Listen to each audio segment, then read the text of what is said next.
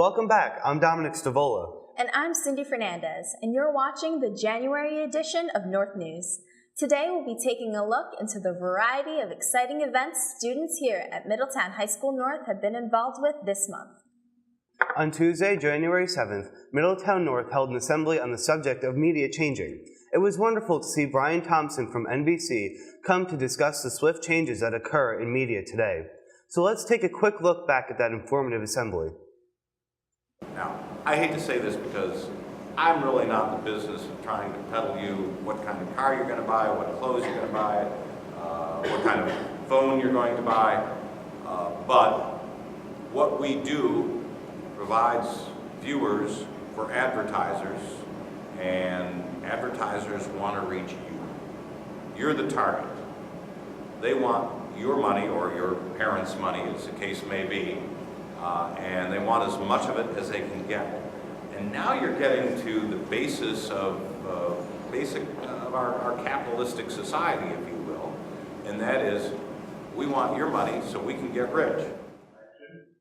We'll be right back after this quick look at Middletown North School Store, the Lions Lounge.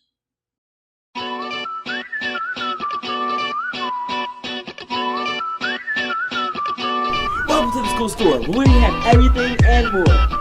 We got gum, we got Cliff Bars, we got Pop-Tarts, we got pretzels, we got book covers, we got mirrors, we got notebooks, paper, pencils, everything. Thirsty, dehydrated, need something to drink? Apple juice, Powerade, vitamin water, you name it, we have it.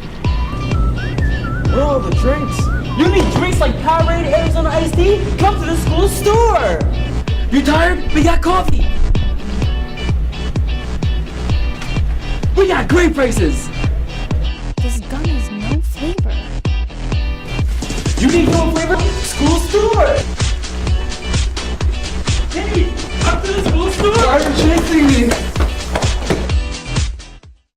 Visit the school store any morning before 7:30, located in the school library. Superheroes populate the landscape from TV and series such as Arrow, The Walking Dead, The Agents of S.H.I.E.L.D., to the big screen films like Spider-Man, Batman, Iron Man, and more. However, what most people forget about these glorious big screen heroes is that they all originated from traditional comics. Comic books are still loved by many today, and with the comic book stores like the Comic Crypt, we can be certain that our superheroes' origins will still live on. Let's meet up with the owner of Comic Crypt, Brian Stretton, and see what he has to say about the wonderful comics. What's it like to own a comic shop, and how do you run the store on a daily basis? It's awesome to own a comic shop. It's like Christmas once a week.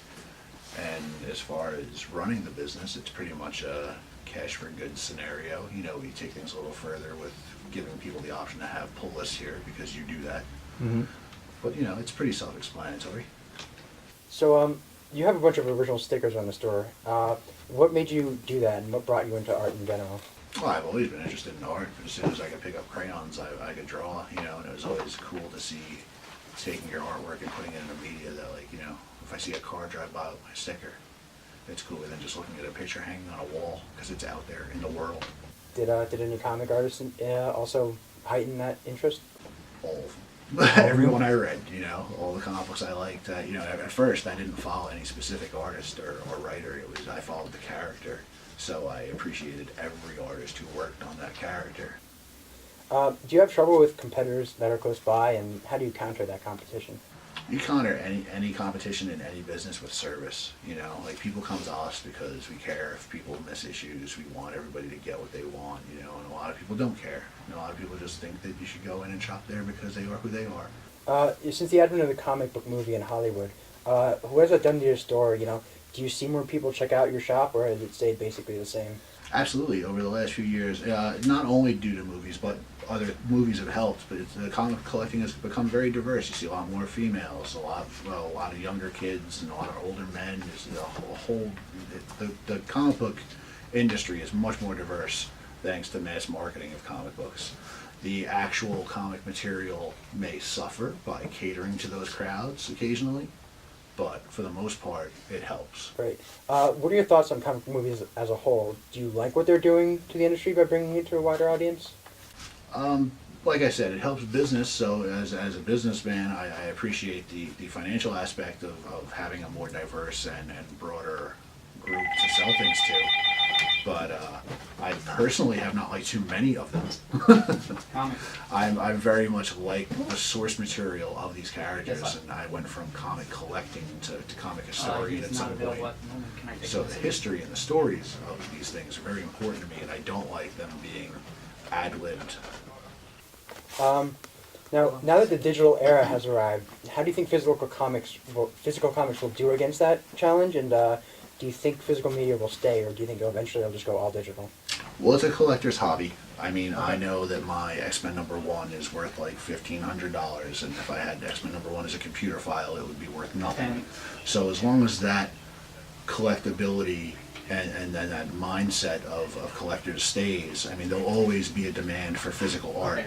Now, digital is good. We talked about expanding into other medias, and people who don't have the space for it or the time to go to a shop and keep up on every number and not missing an issue, you know, it's great, again, to expand the stories and the characters to beyond people who just collect the physical format, but the physical format I don't feel will ever go away. Recently, heroin has become an epidemic in Monmouth County. In fact, Monmouth County has some of the most purest and deadliest heroin in the world. On January 14th, an after-school assembly was held in Middletown North's auditorium on this horrific subject. Let's take a look at what went down at this assembly titled, Heroin Kills. And he spoke to all of us how he was asking us to partner with him and all of us work together to roll up our sleeves to try to solve this very, very serious problem, epidemic in our state, in our society, in our country, and how we could work together to do that. The working relationship between the Middletown Board of Education, staff, police department, the continuous cooperation with the single goal of keeping our students safe. Now, I'll be focusing on heroin use and abuse tonight. Our message applies to all drug use and abuse, but I'm focusing my time on heroin this evening because at the end of the day, that's what's really killing our young people. As you saw in the flyer that was circulated by the school district, heroin deaths rose by 25% for the age group of 18 to 26-year-olds. That is an unprecedented leap. You will never see anything like that in other areas of this country. That's why I need your attention. Now, to finish off this episode, we have a few quick announcements from our principal, Dr. Patricia Cartier. Hello, and thank you for giving me this opportunity to address the North community on what is happening here in our classrooms, on our campus, and in the community at large. At this time of the year, students are getting ready to take their second quarterlies. Teachers are reviewing the concepts that the students have learned during the second marking period, and there will also be an opportunity for students to answer some survey questions because we're interested in getting their feedback on how they feel about the quarterlies, which have now taken the place of midterm and final exams. I'm very pleased to see the integration of technology in all of our classrooms, most particularly in the humanities. The students have Chromebooks. I noticed in other classes that the students are using their smartphones. Teachers are also integrating smartboard technology into the classrooms, which does enhance the delivery of not only the instruction but of student learning. We are presently working on our Middle States Accreditation for Growth Protocol. There are 12 standards, and we have 2 specific goals that the entire school community will embrace. I will be asking for student feedback as well as student participation on those committees. As far as campus life, we are now at the point of the year where the students are very much involved in the athletic events, particularly wrestling, bowling, basketball for both boys and girls. Earlier in the month, the mock trial students competed at Freehold Courthouse. They did very well in their events. We have 2 student leadership groups, Heroes and Cool Kids, as well as Bottle Cappers. The Heroes and Cool Kids are having their training, and they will be going out to the middle schools. Bottle Cappers will be going out to the elementary schools, speaking to students about making proper decisions in regard to social events. Sophomores are being trained on Naviance, and the juniors are also gearing up for the HESPA preparation because those tests will be given to them in March. Our theater ensemble class, I'm pleased to say, they went to the Middletown Public Library where they performed some of the scenes from the play Spelling Bee, which will be performed later in the month, January 23rd and 24th, here at Middletown High School North. January 14th, we had the Monmouth County Prosecutor's Office make a presentation on heroin kills.